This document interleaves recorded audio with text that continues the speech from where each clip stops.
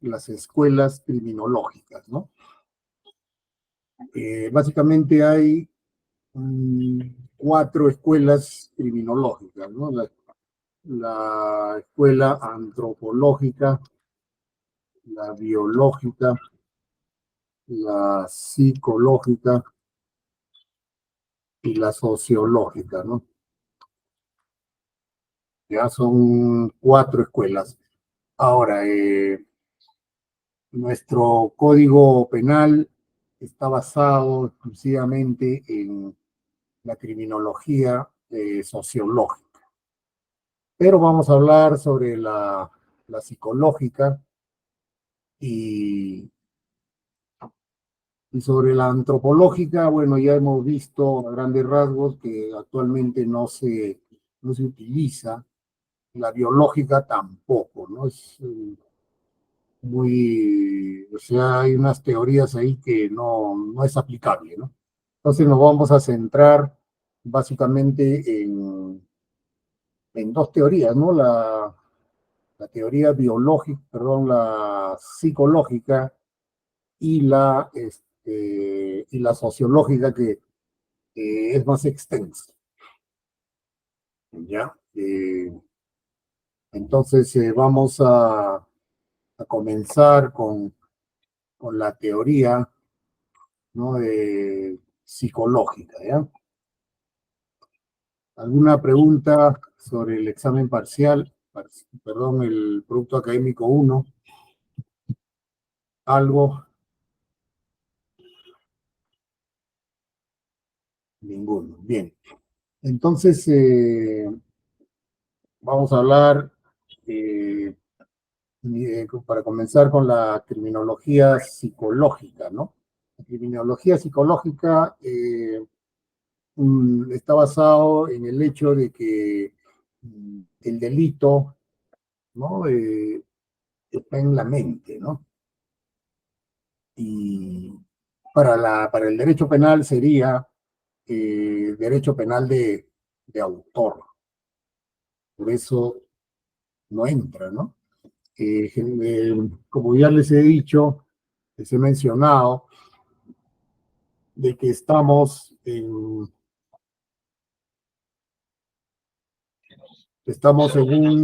un derecho penal, estamos en un derecho penal de acción, ¿ya? Y no de autor, porque si tuviéramos un derecho penal de autor, estaríamos aplicando la criminología psicológica, la criminología psiquiátrica, la criminología antropológica, la biológica, ¿no? Pero no estamos en eso, ¿ya? Pero para para conocimientos de cultura general, es necesario tocar este punto, ¿no? Dentro de la psicología existe pues la psicología criminal, ¿no? En la cual se trata de establecer cuál es el génesis del delito, cuáles han sido las motivaciones, ¿no? Y lo que sí se aplica un poco, pero tampoco es efectivo, es en el derecho penitenciario respecto a la resocialización, ¿no? En la reeducación, pero tiene otro enfoque, ¿no? El, el que ha comenzado básicamente a estudiar esto de la criminalidad es Sigmund Freud, ¿no? Con su teoría el psicoanálisis, ¿no? Pero se llega a aplicar esta teoría, ¿no? Pero inicialmente, pues, el psicoanálisis ha sido diseñado por Sigmund Freud en Viena para tratar de curar la histeria, ¿no? Principalmente en las mujeres, la histeria femenina, ¿no? Y él llegó a descubrir de que hay 3 niveles, ¿no? Uno es el consciente, el subconsciente y el inconsciente, ¿no? Y de que los traumas que tenían estas personas, principalmente femeninas, respecto a la histeria, se encontraban alojados, ¿no? Ahí guardados en el inconsciente. él llega a descubrir eso, ¿no? Y qué hay en el inconsciente, ¿no? Y qué hay en el subconsciente y qué hay en el consciente. Esa es estos tres es la primera tópica, ¿no? Porque también hay una segunda tópica que es el super yo y el ello. Esto es interesante conocerlo porque muchos delitos se pueden interpretar desde esta óptica, ¿no? ¿Ya? Ahora, entonces el consciente es el estado de alerta, ¿no? Donde está por ejemplo, en estos momentos nosotros estamos en una actitud consciente, ¿no? ¿No? Ahí estamos en estado de alerta, ahí ingresa información de la realidad, ¿no? Realizamos juicios, subsunciones, con la información que tenemos en la mente, ¿no? La información almacenada, que son conocimientos a priori, ¿no? De acuerdo a Kant. Y con esta información tomamos decisiones y realizamos conductas racionales, ¿no?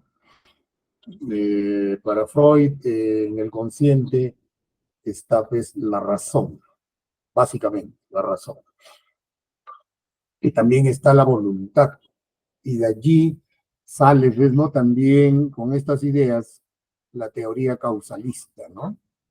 En la teoría del delito, porque la teoría causalista nace porque todo individuo utiliza la razón y la voluntad. Hasta ahora, ¿no? Hasta ahora se tiene ese concepto, pero para el derecho penal,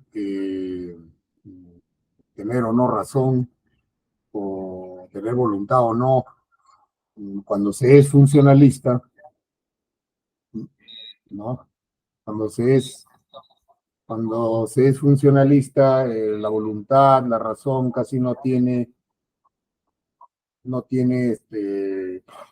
sentido, ¿no? Por el funcionalismo, ¿ya? Porque el funcionalismo que dice, no, está el ser humano, están las leyes y tiene que obedecer las leyes. También hay psicologismo ahí, ¿no? Pero muy raras veces se dice actualmente que si una persona comete delito es porque no utilizó la razón, o si lo utilizó mal, ¿no? Eso un poco que está distorsionado actualmente. Por eso la criminología psicológica no es utilizado, porque si no todos seríamos inocentes, ¿no? Estaríamos absueltos, ¿ya? Entonces, eh, hasta aquí alguna pregunta. Y entonces en el consciente, ¿no? Allí se encuentra la razón, la voluntad, el estado de alerta, el raciocinio, el entendimiento, el pensamiento, la representación de la realidad a partir de la información que ingresa de la realidad, ¿no? Ingresa la información de la realidad, ¿ya? Ingresa la información de la realidad eh, en forma física, ¿no? O sea, en amplitudes, frecuencia, y ingresa a la vista, por la vista, también por aquí por los sentidos, y el gusto, el olfato y el tacto, ¿no?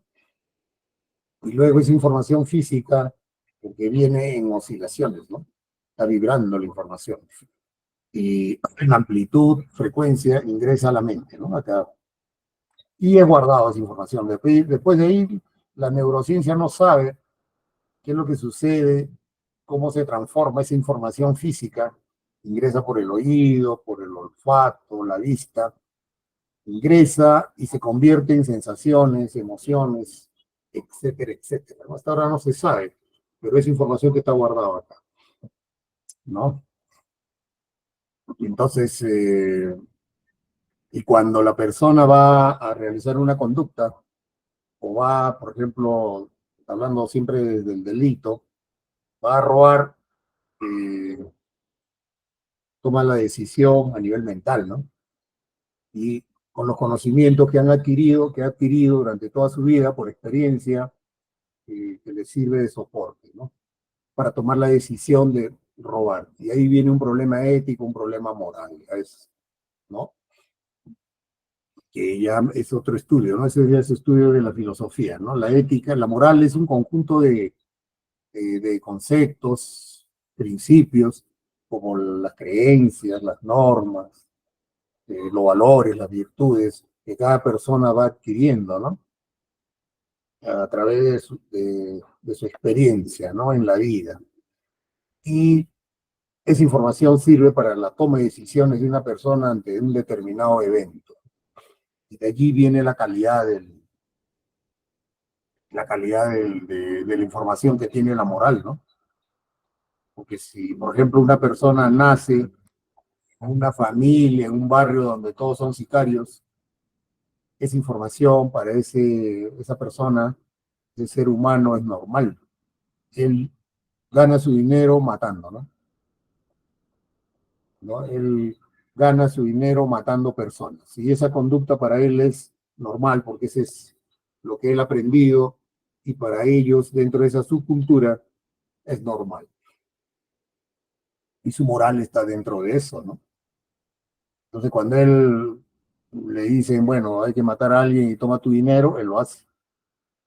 Toma, razona, piensa, está la información en el cerebro de que matar está bien. Ahí, por ejemplo, ¿cuál sería el concepto, ¿no? Del amor?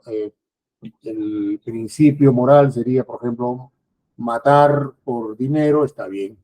Eso sería un concepto moral, ¿no? Un principio, y eso para él está bien. Y mata, pues, ¿no? Cobra su dinero y ya está, ¿no? A nivel consciente, ¿no? Ya, pero para otras personas que tienen otras morales, porque cada persona tiene su moral, ¿no? No hay una moral universal, ¿no? Aunque hay ciertos conceptos universales, no matar, por ejemplo, es un principio moral, ¿no?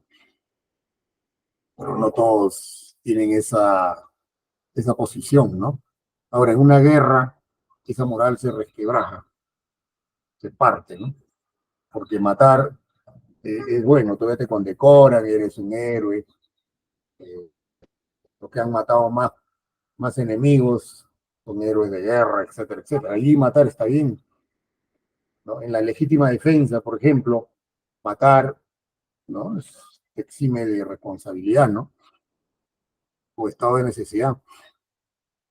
Entonces, allí viene un poco, ¿no? El problema en tema de delitos. Luego viene el subconsciente, ¿no? El subconsciente es una memoria mediata. Toda la información que tenemos y que vamos a utilizar, ¿no? En forma constante, se aloja en el subconsciente, ¿no? Y aparte que también es un filtro, una barrera, una tranquera ahí entre el inconsciente y el consciente, ¿no? Ahí está, ¿no? Por ejemplo, la escritura, donde se aloja la información en el subconsciente, la firma en el subconsciente, ¿no? El aprendizaje en el subconsciente, ¿no? Pero a veces se va al inconsciente, ¿no? Y entonces en el subconsciente hay información mediata, ¿no? Mediata, donde se puede usar. O sea, si se te malogra el subconsciente, no te acuerdas de nada, ¿no? Pero hasta ahora no se sabe dónde es, ¿no? Por ejemplo, si el subconsciente estuviera por acá, este lado, el consciente por acá, hubiera definido en el cerebro, en el encéfalo, en qué área, en qué área se encuentra el consciente, el inconsciente o el subconsciente, sería fabuloso, ¿no? ¿No? Pero no se sabe, ¿no? ¿Ya? Entonces hemos visto el consciente y el subconsciente, ahora veamos el inconsciente, ¿no? Esa es la parte más importante. Pero primero en la conciencia, antes de pasar al inconsciente, básicamente la razón, ¿no? Básicamente la razón. Para el derecho, la persona utiliza la razón, estado consciente, ¿no? Eso a veces hay una definición del dolo, a nivel de teoría causalista, se dice pues, que el dolo es conciencia y voluntad, ¿no? Sí.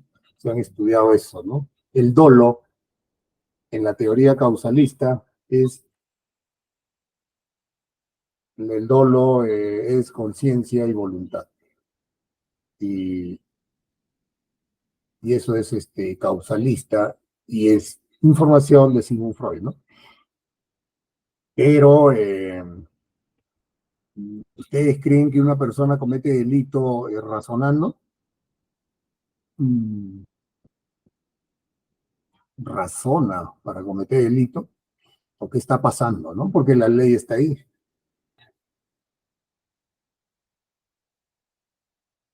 ya la ley está ahí, ¿no? La ley está presente.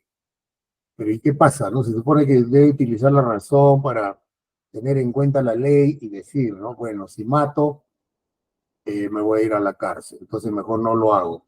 Si razonáramos así, no hubiera delitos, ¿no?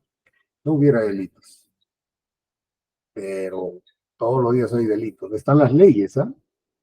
Feminicidio, 30 años de cárcel, 35, cadena, y no sé qué pasa, no sé qué, de que seamos seres racionales, mm, en estado consciente, con voluntad y todo lo demás, es en ciertos casos nada más, ¿no? Y de allí viene el inconsciente, ¿no? En el inconsciente, allí se encuentra alojado traumas, instintos, pulsiones, ¿no? Que el inconsciente los arroja y no trata de que toda la información que hay en el inconsciente no salga, está olvidado ahí. Cuando una persona tiene un trauma, de ahí nació el psicoanálisis, ¿no? Cuando una persona tiene un trauma, ha sido violado, violada, ¿no? Esa información se guarda en el inconsciente, ahí está ahí. Entonces el consciente lo guarda ahí, al fondo, ahí, ¿no? Que no salga, ¿no? Pero el psicoanálisis, ¿de qué se trataba? ¿No? Llegó a detectar que la histeria es producido por esa información traumática que se encuentra en el inconsciente, ¿no? La violación, tantas cosas pueden pasar, ¿no? Y eso es lo que le ponía mal, pues, ¿no? A la mujer, ¿no? De esas épocas en Viena, estamos hablando de Viena, ¿no? Siglo XIX. Y, y Freud llegó a detectar eso, de que hay información traumática que genera esas enfermedades psiquiátricas. Hasta ahora se sabe eso, la neurosis, la histeria, es información traumática que está en el inconsciente. Pero de aquí viene el tema, ¿no? El psicoanálisis se trata de eliminar esa información. O sea, Freud dijo, si saco esa información, lo saco y estaría sano, ¿no? ¿Y cómo lo saco? Por medio de la hipnosis, por medio de que tiene que contar sus sueños, etcétera. Hay ciertas técnicas ahí y contaban, pero no sus experiencias traumáticas y Freud pensó de que ya está curado, pero no, no sale. Y ahí queda, ¿no? Ahí está. Por ejemplo, ya aplicando esto en el caso del derecho penal, una víctima en caso de violación sexual eh, tiene traumas y esos traumas se van al inconsciente. Entonces nosotros como abogados, si estamos defendiendo a la víctima y sabemos que todos esos traumas están en el inconsciente, entonces, ¿qué le decimos a la víctima? Anda al psiquiatra, ¿no? Hazte un tratamiento y entonces después de un año de tratamiento, ya al mes nomás, ¿no? En vez de 2 meses ya el médico tiene un diagnóstico, neurosis y ansiedad. Entonces de ahí toma pastillas mensual para dormir. Es complicado, ¿eh? Yo tenía un cliente así y me contratan para un caso en Lima y ya iban a archivar ya porque eran dos jóvenes universitarios del mismo salón, una universidad de prestigio en Lima, y, y dejan trabajos grupales, ¿no? Esos trabajos grupales son fatales. Entonces, sí, forman un grupo, mi clienta, una chica de 21 años, y su compañero de estudios también vivía al frente, ¿no? En un parque, ahí está, y forman un grupo con otros también. Y ella va a la casa de él para coordinar, pues, ¿no? El tema del cómo hace el trabajo, él abre la puerta, ella entra, conversan en la sala, y la versión de ella es que después lo arrastra y lo lleva a su dormitorio y lo viola. Él dice que hubo consentimiento porque ella vino a mi casa y tuvieron sexo con consentimiento. Ella tenía 20, 21 años, 22, entonces consentimiento, no hay violación sexual, ¿no? Y el caso se caía. Entonces un día hay una diligencia, una declaración, me parece, y como era en el sur de Lima, la señora me dio una habitación ahí en su casa, ¿no? Ya que estuve ahí durmiendo y a las 12 de la noche, una bulla terrible, salgo a la sala y estaba la chica, pero mal. No podía dormir porque ese día, o sea, cuando ha ido al Arco Herrera, porque ella iba al Arco Herrera, no le dieron sus pastillas. Una tonelada ahí de pastillas. No le dieron y no podía dormir. Entonces yo le vi así en un estado catastrófico, porque siempre le veía maquillada, pero sí que ahí me asusté y eh, complicado, ¿eh? Complicadísimo, ¿no? O sea, esos traumas están en el inconsciente, ni hablar. Al día siguiente le dije a la señora, ¿sabes qué? Vamos al Arco Herrera. Después de la diligencia nos fuimos al Arco Herrera, una solicitud, sacamos toda la historia y ella tenía todas las recetas, tenía las pastillas, se habían ido hasta los apus del Cusco, se habían ido a los apus del norte, los chamanes, se han ido, han aplicado hasta la hipnosis, han aplicado todas las técnicas que pueden haber existido o que existen para poder sacar ese trauma que está en el inconsciente. Y no han podido hasta ahora. Y entonces tú como abogado, ya, causalismo, pues, ¿no? Ahí se aplica causalismo. Ustedes saben que las teorías del delito se aplican de acuerdo a cada delito, ¿no? Violación sexual, causa-efecto. Causa-efecto. ¿Cuáles son los efectos? El daño, daño acá, en la mente. Neurosis de ansiedad, severo. Mala, mal, mal, mal. Muy mal. Y no podía dormir. Yo no quería salir. Y toda esa información en el inconsciente. Y lo presentamos, pues, ¿no? Ahí, rapidito, para probar qué cosa, el daño acá en la mente. Porque si hubiese sido con consentimiento, esto no existía, ¿no? Eso no existe. Y lo sentenciaron, pues, ¿no? A 8 años. 8 años de cárcel y se ha fugado, ¿no? Se apeló, llegaron a la Corte Suprema, pero nada. Entonces, ¿a qué va esto, no? Que toda la información traumática va al inconsciente. Siempre acuérdense de esto. Ahora, en el lado opuesto, ¿no? De la defensa del imputado, también ocurre lo mismo, ¿eh? Hay casos en que la mujer denuncia violación sexual y no hay daños psicológicos, no hay nada. Bueno, puede haber estado inconsciente, ¿no? Ese es otro tema, ¿eh? Y no hay, ¿eh? Pues, ¿hay daño? No, no hay, pues. Hay información traumática en el inconsciente, no hay. Entonces ha sido con consentimiento, ¿no? Siempre acuérdense de eso, ¿no? Esa es la criminología psicológica, ¿no? El inconsciente. Ahora, aparte en el inconsciente también están los traumas, aparte de los traumas, y que el consciente se encarga de aguantarlos, que no salga ahí almacenado ahí. Están también los instintos, ¿no? Los instintos, según Freud, están ahí en el inconsciente. Pero otros psicólogos dicen que el instinto está pues, en el hipotálamo, está en el cerebro reptiliano ahí. No soy un psicólogo, pero está en el cerebro, es así, ¿no? En la parte exterior está el neocórtex, en el medio está pues, el hipotálamo, el tálamo, hay todo, un conjunto de órganos. Por acá atrás está el cerebelo, y entre esos órganos primitivos, esos ganglios, ¿cómo así le llaman? Esos órganos ahí primitivos que se encuentran enlazados de un cuerpo calloso con el neocórtex.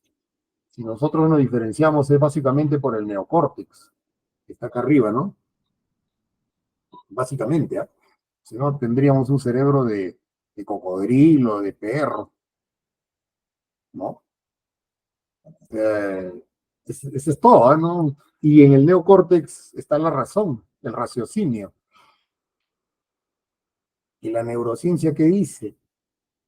La neurociencia dice que cuando, por ejemplo, un hombre va a violar, o quiere violar, o ve una mujer ahí, esa información ingresa por la vista, porque los hombres son bastante visuales, y es captado, va directo, porque los ojos y los nervios va directo al tálamo, hipotálamo, al hipotálamo, ahí va directo, ¿ah?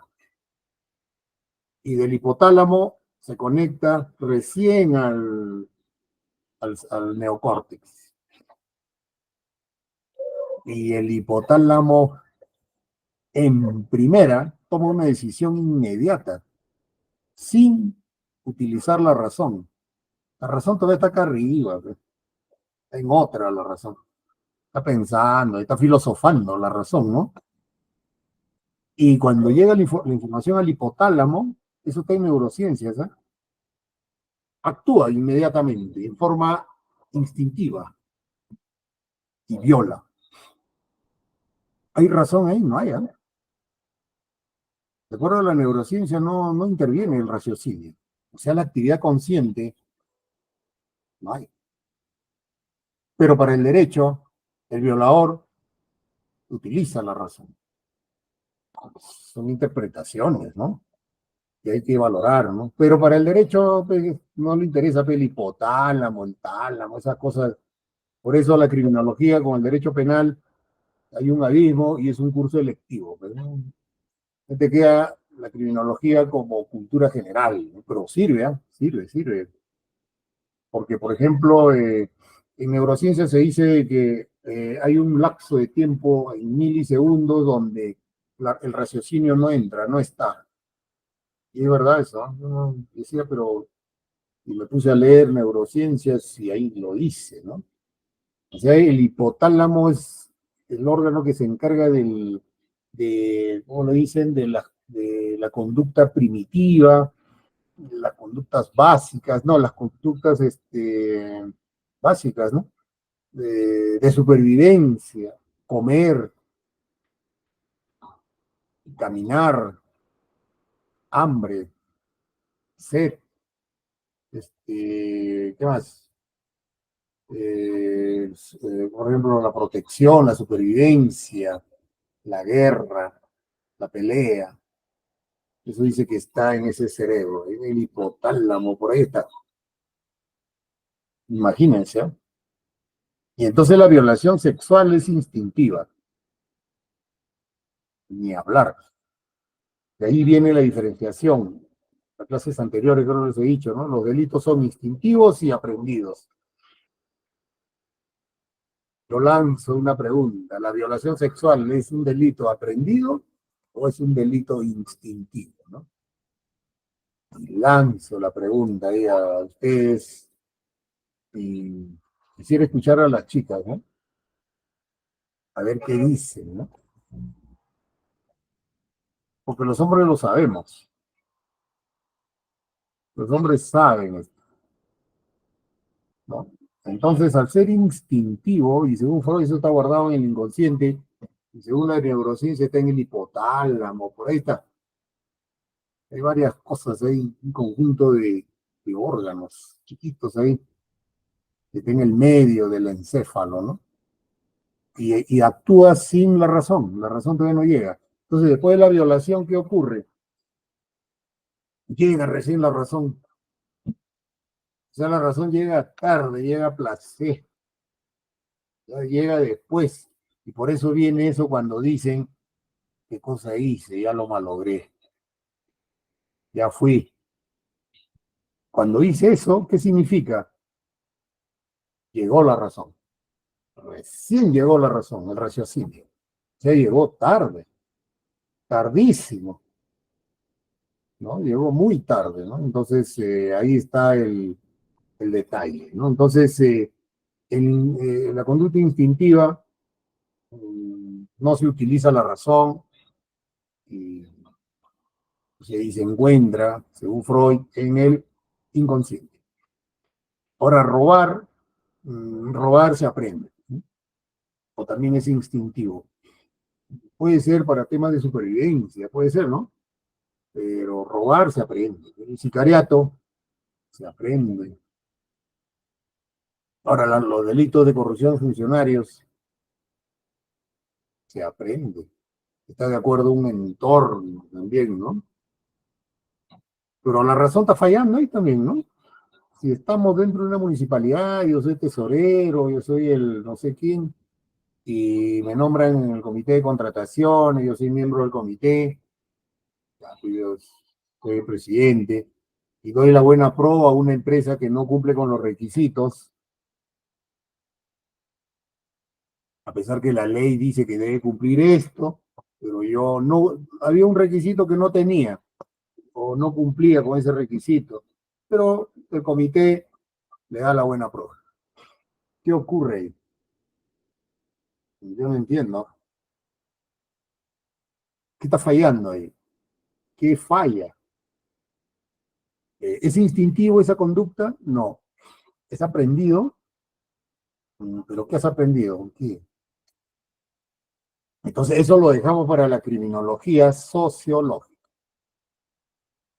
¿no? Donde hay ciertas teorías, pero teorías de Chicago, teorías norteamericanas, que tratan de interpretar sus realidades, pero allá, pero aquí no hay, ¿eh? Acá no hay teorías, ¿eh?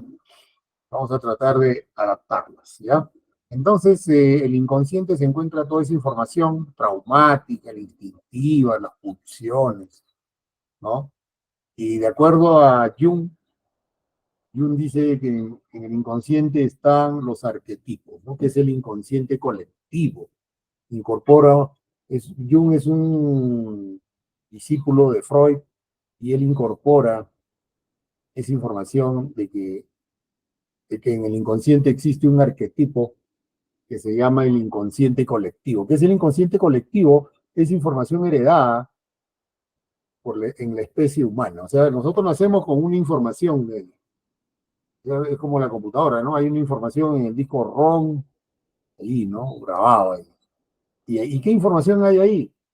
La supervivencia, la reproducción, el sexo, el hambre, la sed, la protección, reproducción, todo está ahí, dice, ¿no? Ahí lean sus libros de Jung, ahí está el tema sexual, ¿no? El placer, el deseo, ahí está, en el inconsciente colectivo, ahí, ¿no? Guardado. Esa información, la supervivencia, el instinto de conservación, toda esa información está ahí heredada, o sea, tú naces y ya está ahí, guardado. ¿Dónde estará guardado? No se sabe, ¿no? Pero está ahí, ¿no? Entonces, es información primitiva, animalesca, ¿no? Reptiliana. Pues a veces yo me pregunto, ¿cuál es la diferencia entre nosotros los hombres, los machos, con un león, con un elefante, con una jirafa, con un perro? La diferencia es el raciocinio, el neocórtex, nos ha desarrollado un poco más No hay, esa es la única diferencia, porque nos sacan eso, que nuestro cerebro se aplasta, ya está por acá, digamos un reptil, ¿no? Somos así un reptil. Y, y así dice pues, Sigmund Freud, ¿no? De que eh, el inconsciente colectivo, léanlo también, es bastante interesante, ¿no? Y estas teorías sirven para interpretar pues, los delitos generalmente de agresión sexual, de matar. El matar también es instintivo, ¿ah? O aprendes a matar, o la sociedad te enseña a matar, ¿no? Puede ser sea la sociedad que puede dar ciertos factores externos, pero el matar en sí es primitivo, ¿no? Es reptiliano, ¿no? ¿Ya? Entonces, es consciente, subconsciente y inconsciente. Esa es la primera tópica. Eso tomen nota. Aquí viene una preguntita ahí, ¿no? En el examen parcial, ¿no? La primera tópica de Freud es el consciente, inconsciente perdón, consciente, subconsciente y el inconsciente. Pero Freud fue evolucionando, ha escrito más, tengo la colección completa de Freud, te digo, a veces tanto escriben bastante, ¿no? Jung también, yo a la justa he escrito mi librito, chiquito nomás, y he sufrido para escribir esto, pero esos señores escriben bastante, una colección de 50 libros, y, se han nacido así, ¿no? Un bravo, pues, escribiendo, pensando, razonando, ¿no? Filosofía, ¿no? Entonces, y la segunda tópica de Freud, también de Sigmund Freud, es más interesante, ya es un poco más elaborado. A partir del consciente, inconsciente y el subconsciente, teniendo como esa base, él diseña la segunda tópica, ya más avanzado en edad, vio que el psicoanálisis era un fracaso, pero que dejó pues, criterios, ¿no? Como el consciente, inconsciente, subconsciente, ¿no? Los traumas, dejó ahí y creó ciertas teorías y en cierta forma sirven para interpretar también el delito, ¿no? En algunos delitos, ¿eh? Nada más. ¿Eh? Y crea pues, la segunda tópica y dice que existe el super yo, el yo y el ello, ¿no? Y entonces esto ya un poquito más elaborado, ¿no? Entonces arriba está el super yo, el ello, no, perdón, el super yo, el yo y el ello. ¿Qué es el super yo? Eh, el super yo, allí se encuentra las normas, la moral, el derecho, en el super yo, ¿no? En el super yo está la moral, y la moral, pues, ya había hablado, es un conjunto de principios y conceptos que una persona aprende por experiencia, ¿no? Desde que nace. Llega a almacenar información acá, ¿no? Es como le decía el ejemplo del sicariato. Sicariato, mata por dinero, conducta normal. Eso es una moral. Otra moral de otra persona puede ser no matar. Es un concepto moral, ¿no? Por ejemplo, las virtudes también están en la moral, ¿no? La empatía, ¿no? Las virtudes es una conducta para hacer el bien. Eso debe estar ahí guardado, ¿no? En tu cerebro. Y ese es el super yo.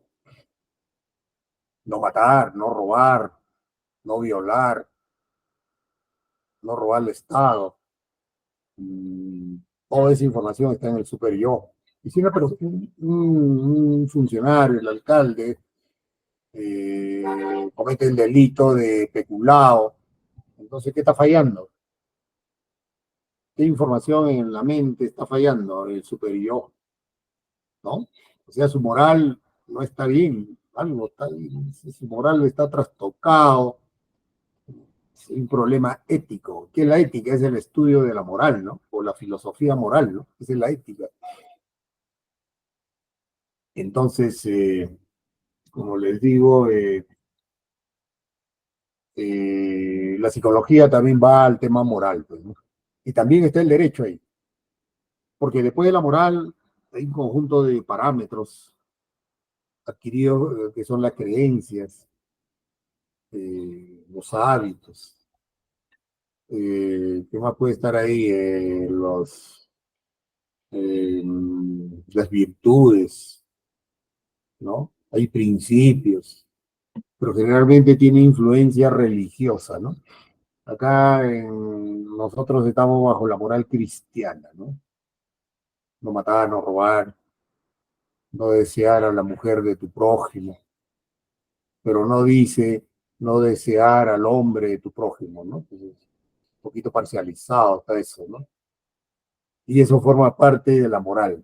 Entonces, una persona que comete un delito siempre va a recurrir a su moral. Y si en su moral no existe esas restricciones, comete delitos, mata, viola, etcétera. Es una interpretación, ¿no? De esto de la psicología criminológica, ¿no? Entonces, en el super yo están las normas, y cuando uno habla de normas, que se refiere a las normas morales, a las normas éticas, las normas jurídicas. Y las normas jurídicas se encuentran plasmadas en leyes, ¿no? En normas jurídicas, en leyes, ahí están, ¿no? Por eso el super yo son las leyes, las normas morales, ¿no? Básicamente. Y el yo es el yo, ¿no? Es el consciente. El yo es el consciente. Entonces el yo debe conducirse, debe realizar conductas de acuerdo al super yo. El super yo le dice al consciente, ya pues, no hagas esto, conduce tu vehículo con tu licencia, tu tarjeta de propiedad y todo lo demás. Hay un semáforo en rojo, para, se pone en verde, comienza. Máxima velocidad, 20 kilómetros por hora, anda 20 kilómetros por hora como máximo. El super yo es 20 kilómetros por hora. ¿El super yo qué sería? El semáforo. El super yo qué sería? Todos los peatones debemos caminar por la acera, ¿no? Por la vereda, por la calle real, ahí por la vereda. Y si queremos ir al otro lado, tenemos que ir hasta la esquina, cruzar ahí por el crucero peatonal, mirando el semáforo en verde, paso por ahí, ya está. ¿Eso qué es? El super yo. Son normas, el código de tránsito, ¿no? Todo lo que puede haber, pues, ¿no? Por ejemplo, el policía dice, vaya por allá, vaya por acá, hay que obedecerle. Ese es el super yo. La presidenta de la República tendría que cumplir ciertas normas, pero no los cumple. ¿Sé qué está fallando? El super yo. Algo está pasando ahí, ¿no? En esa mente, ¿no? Es un tema moral eso, ¿no? El derecho viene y aplica, pues. No hay otra. Pero la moral que dice, ¿qué está fallando? ¿Qué problema hay? ¿No? Y, o sea, la moral y con las normas jurídicas te dan pautas para tú conducirte. Entonces el yo se conduce de acuerdo al superior, ¿no?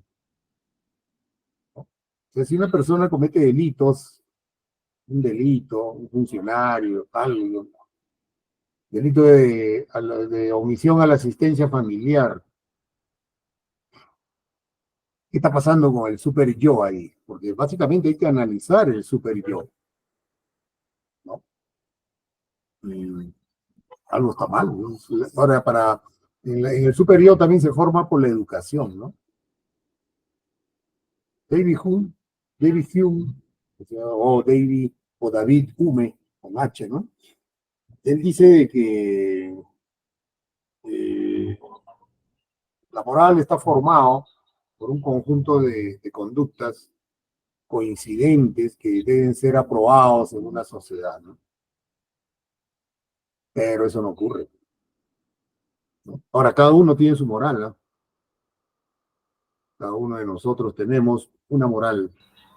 Lógicamente que habrá principios morales universales, ¿no? Pero el resto, cada uno tiene su moral. Yo, por ejemplo, me cruzo la calzada o la acera, ¿no? La acera, donde pasan los vehículos se llama acera. Cruzo por medio de la cuadra. Estoy un poco como torero, ¿no? Pasan los carros, estoy toreando y cruzo. Ahí, ¿qué está pasando? De un punto de vista del super yo. Y eso lo hacemos todos los días, ¿eh? ¿Qué está pasando ahí? Es tema psicológico, eso. No obedecemos las normas, ni yo obedezco eso. Yo a veces cuando vulnero una norma me pongo a pensar, ahí pienso, digo, eh, ¿qué pasó? O sea, no hay un control ahí, ¿no? El raciocinio no ha funcionado. O sea, no todo es racional, ¿no? A veces es intuitivo. En la intuición no entra la razón, no entra, no está ahí, no está presente. Y dice que el conocimiento intuitivo es el mejor que el conocimiento racional, ¿no? Según Heidegger. No, Husserl, según Husserl, ¿no? Seguido por Heidegger, ¿ya? Y luego del super yo, el yo, y abajo, con el inconsciente, está el ello, ¿no? Ahí está el ello, ¿no? Es la instancia primaria, ¿no? Es lo primitivo, ¿no? Se encuentra presente desde que nacemos. O sea, cuando uno nace, está con el ello, el inconsciente, el ello, ¿no? Ahí está, eso es lo primitivo, ¿no?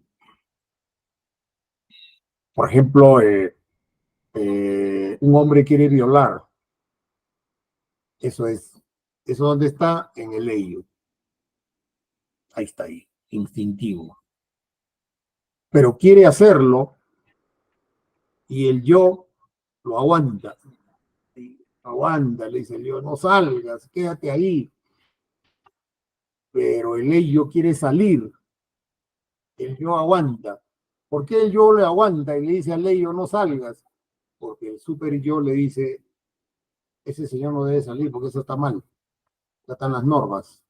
Pero se le viene encima el ello y rebasa, sobrepasa, ¿no?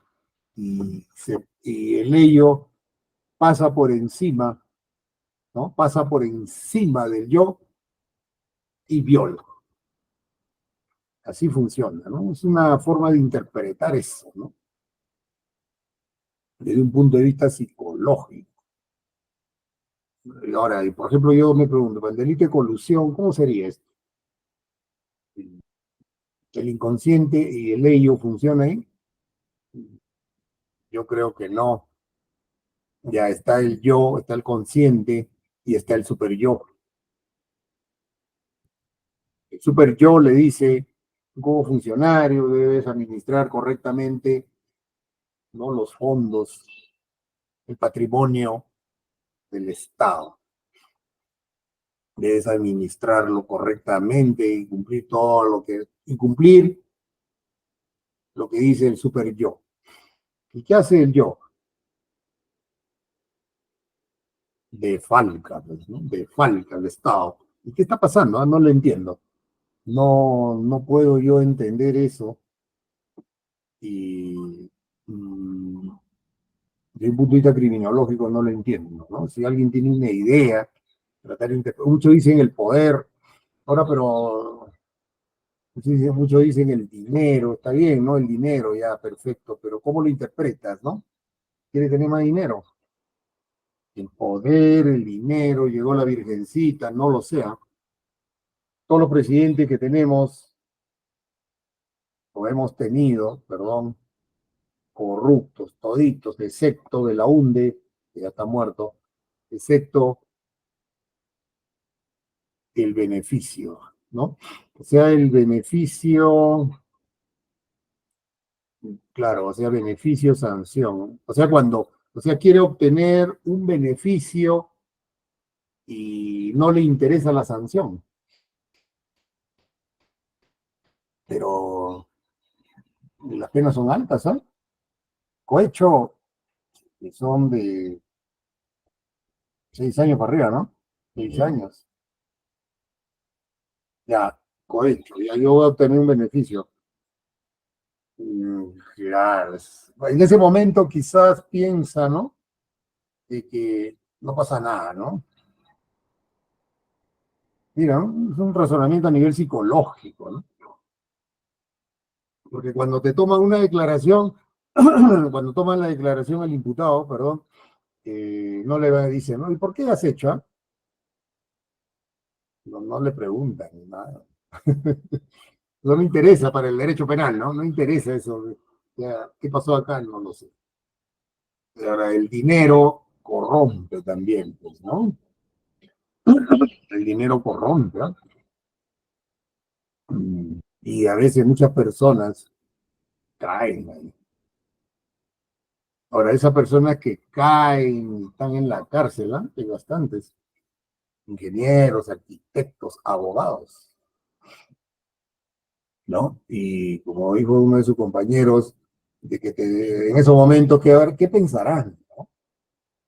Eh,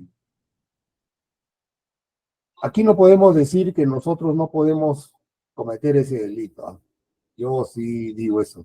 O sea, si yo también de repente estoy ahí, caigo de repente, ¿ah? Me ponen 1 millón ahí en mi frente, te vuelves loco, ¿no? Entonces, es materia de debate, ¿ah? Porque yo pienso que detectando los delitos de corrupción de funcionarios no hay investigación criminológica, no hay, he buscado por todo sitio, no hay a nivel criminológico sobre causas en los delitos de corrupción de funcionarios, causas, ¿no? Hay investigaciones en delitos contra la vida, el cuerpo, la salud, hay un poco también sobre estafa, pero en delito de corrupción funcionario, ¿cuál es la causa del delito? Ahí no se puede decir que nivel de instrucción, nivel de educación, que es pobre, que no tiene dinero, que está en necesidad. No, que educación, no lo sea. Yo particularmente hasta ahorita estoy en la incertidumbre en ese tema y no lo sé. Habría que hacer una investigación, ¿no? Eh,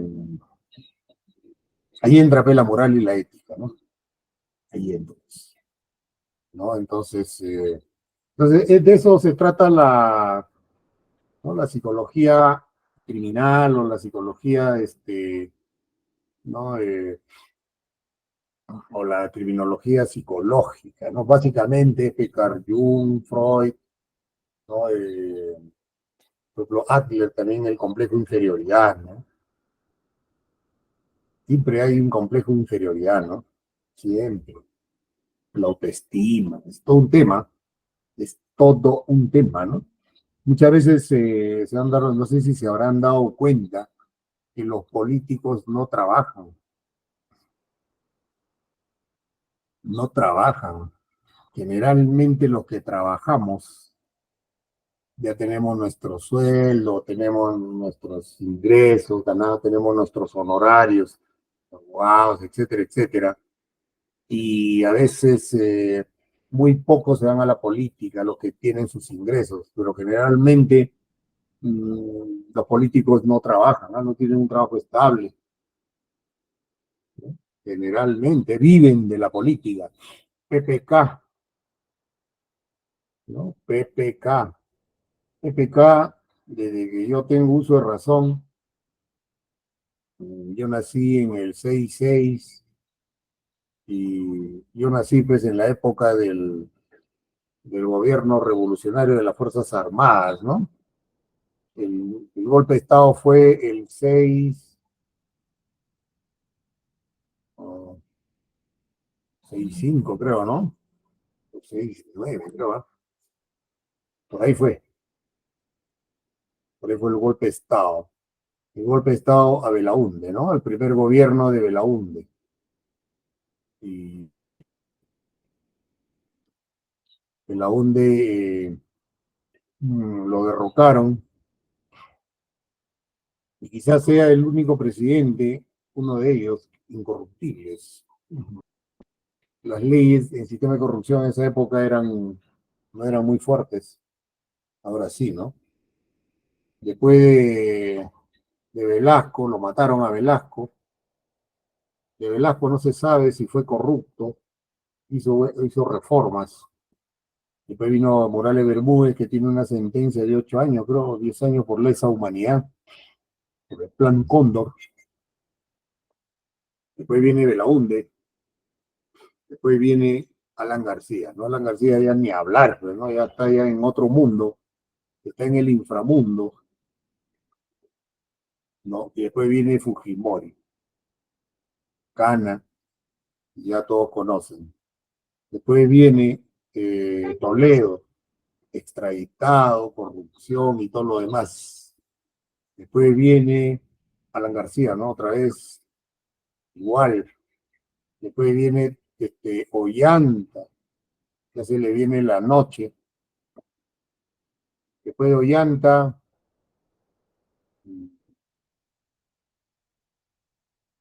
PPK, ¿no?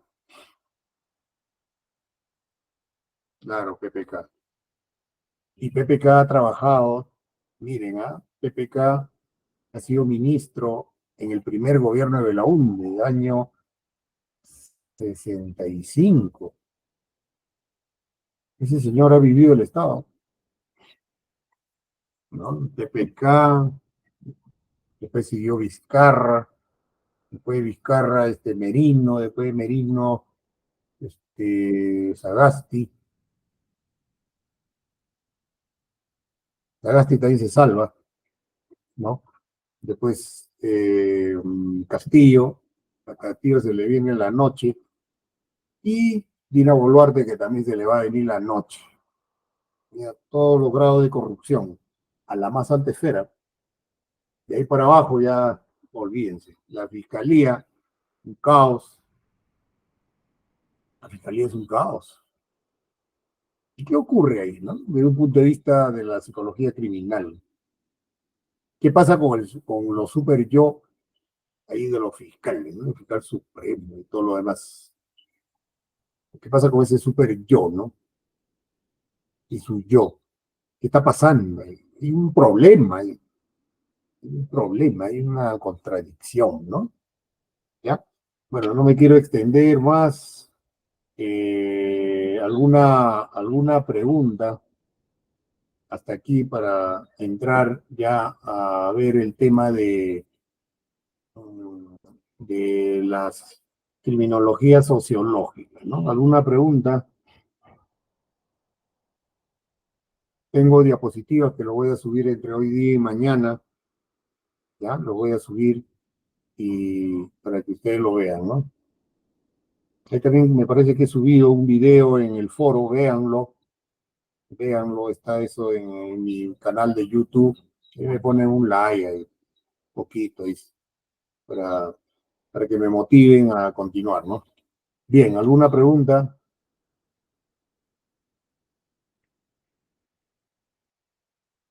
Están ahí, ¿no?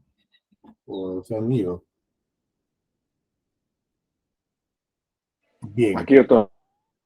bien, entonces vamos a hablar sobre la criminología sociológica. La página 11, Petroperú, claro, y PPK se escapó, según dicen las leyendas, en una maletera se fugó para Ecuador, ¿no? Porque Velasco la tenía jurada, ¿no? Velasco iba a fusilar, no iba a fusilar a Velasco, no se salvaba, ¿no? Y, y hay gente los lobistas, que no viven del Estado, ¿no? Y corrupción en altos niveles, ¿no? Y ahora recién, últimamente, se está, ¿cómo se puede decir? Se está ya aplicando las leyes un poco más rudas, más fuertes, porque ya a veces se acopla con el delito de organización criminal o banda criminal, y ahí la pena llega a 20 y tantos años. Pero el problema de fondo no es eso, ¿ah? El problema es por qué existe la corrupción en el Estado y también por los empresarios que contratan con el Estado. ¿Por qué existe eso? Hasta ahora no lo entiendo, ¿no? ¿Qué puede pasar ahí? La educación. Mal educados. Ahora, si somos mal educados, a veces me pongo a pensar, ya, yo estoy mal educado. Mm, ahí viene ya la criminología sociológica, ¿no? Que vamos a hablar ahora, y la otra clase, ¿no? Ahí viene el tema. Yo nazco, capto información de mi entorno social, aprendo, ¿no? Aprendo. Si tengo suerte, nazco, crezco en un entorno de puros sicarios, narcos, traficantes. Tengo suerte, ¿no? Nací ahí, ahí nací, ahí aprendí, observé, aprendí, o sea, hay aprendizaje por imitación, es una de las teorías, ¿no? Y hay ciertas normas morales que imperan en ese submundo, en esa subcultura, ¿sí? Y para mí esa conducta es normal, porque de ahí he crecido, y para mí es normal eso. Robar para mí es normal. Fumar, normal. Alcohol, normal. La prostitución dentro de mi entorno es normal, ¿no? Matar por dinero, normal. Listo, yo crezco con esos patrones morales acá en el cerebro. Entonces yo crezco y este, el uso de armas también es normal, ¿no? Veo de que roban, salen a robar, vienen con dinero, compran droga, venden droga, también normal, eh, matan por dinero, normal. Entonces esos son patrones conductuales, ¿ah? Son pautas ahí, está ahí.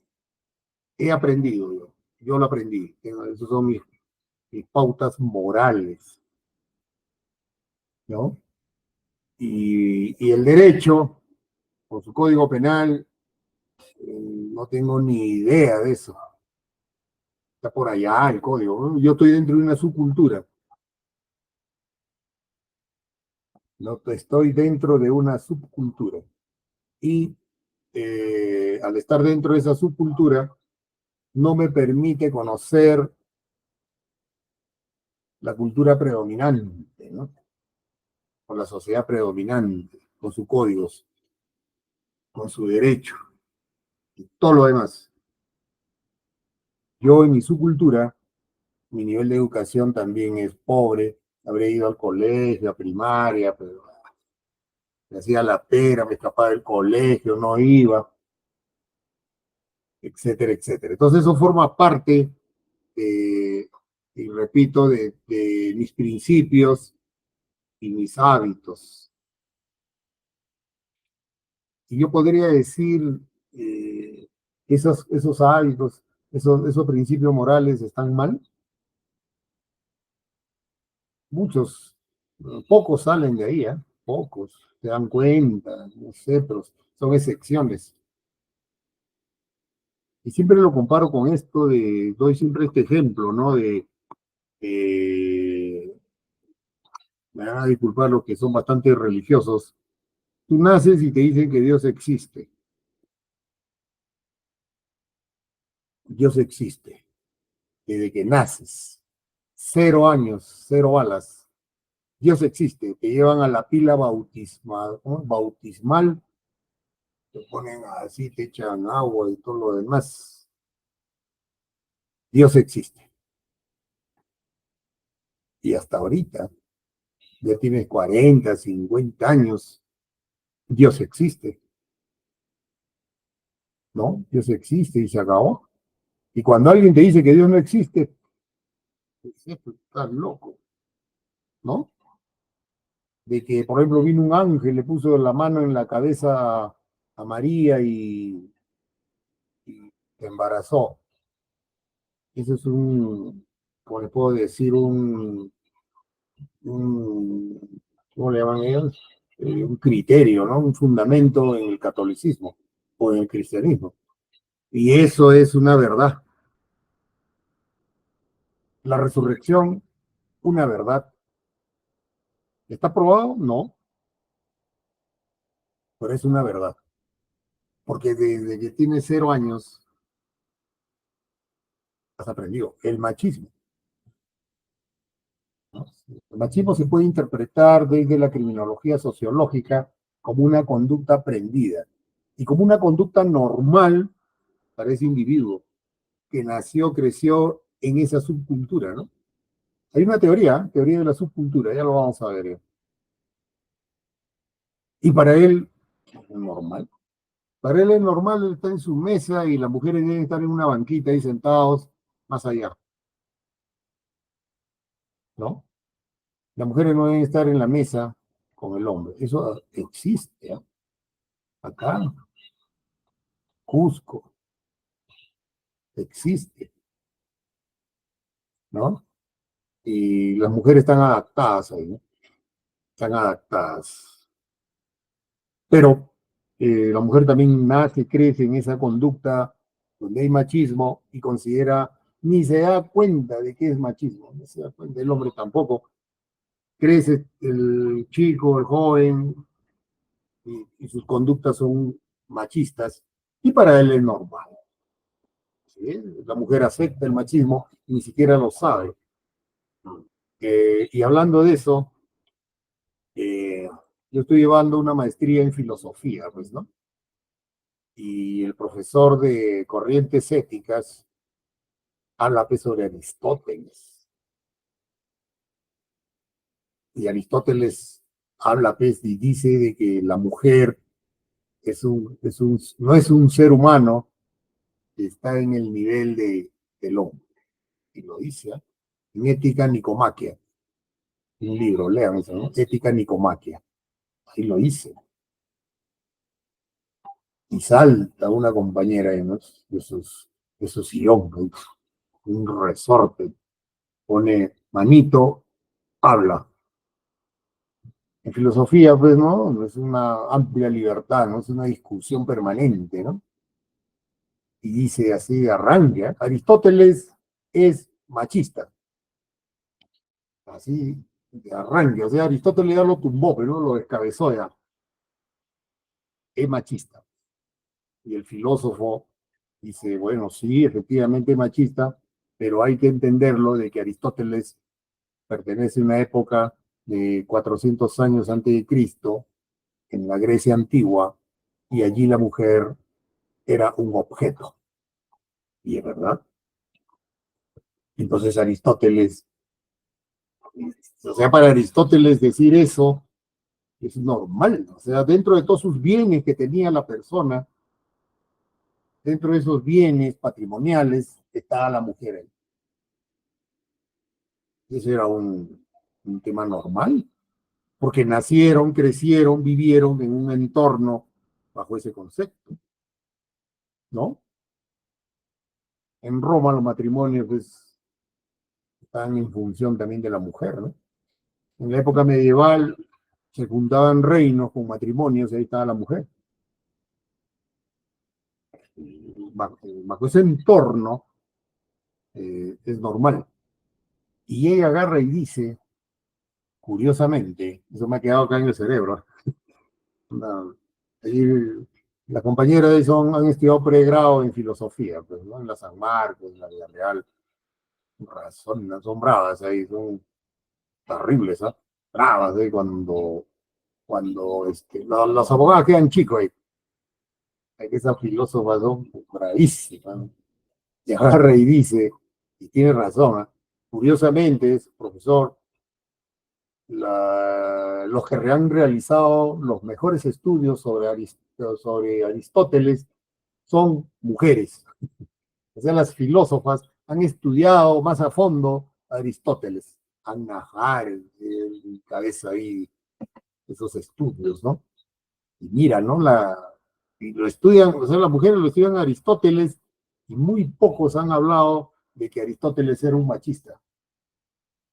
Eso no puede ser, ¿no? Entonces, ¿no? Miren, ¿no? O sea, el machismo eh, ha imperado, impera hasta ahora, porque el entorno, el entorno. O sea, es una conducta aprendida, no es instintiva.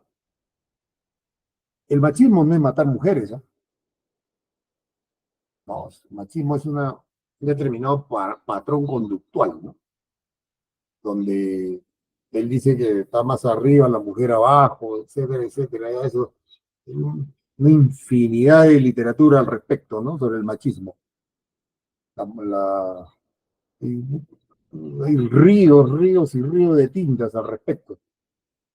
¿Ya? Pero en el fondo no se sabe. ¿Y qué hace el Estado? Lo manda a la cárcel al machista, ¿no? Cana, 30 años. ¿Por qué lo manda? Ese machista no va a cambiar, no va a cambiar. Ese nació bien bonito y pero hay otros hombres que están dentro de otro entorno y poco a poco han ido dándose cuenta. Pero el machismo está acá, sino que tiene que controlar. Ahí nomás. O sea, ahí viene un tema también del control. Hay que controlar esas conductas, ¿no? Hay que controlarlas. Es un tema de control, básicamente. La educación debe ser control de instintos, control de las conductas, controlarse, ¿no? Y darte cuenta ciertos detalles. Pero profesionales con estudio de doctorado pegan a mujeres y que han crecido en un entorno de ese tipo, ¿no? Y está acá pues grabado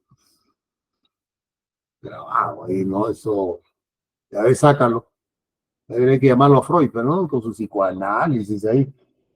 Esa información está en el inconsciente, ¿no? O en un arquetipo, ¿dónde estará? Pero no, de repente en el ello ahí guardado, con lo que es machismo, él aprendió y él lo considera normal. Ese criterio hay que tenerlo presente. Pero el derecho, ¿qué hace el derecho con el machista que ha matado a una mujer? ¿Qué hace? ¿Qué hace el Estado? Yo me hago una pregunta. Siempre, pero la fiscalía se jacta y dice, hemos logrado meterlo 30 años a la cárcel. Y el Poder Judicial, ¿qué dice? Se sentenció 30 años de cárcel. Porque una persona violó bueno, a su víctima. Yo no hago apología de que eso está mal, eso está bien, ¿ah? Sino estamos analizando desde la criminología, ¿no? Y lo mandamos al machista, bien grabado. Piña creció en esa cultura, pues, ¿no? Mala suerte.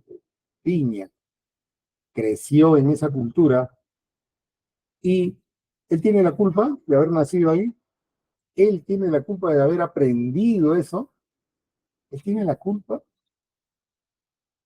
Yo me hago esa pregunta siempre. Él tiene la culpa, el machista, de ser machista.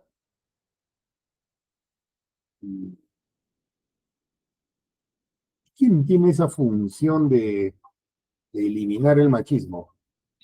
El Estado, ¿no? Por medio de la educación, no hay otra. Educación, full educación. Pero ¿cómo vamos a educar personas que no sean machistas si los profesores son más machistas? Las mujeres. Las mujeres crean machismo también, ¿ah?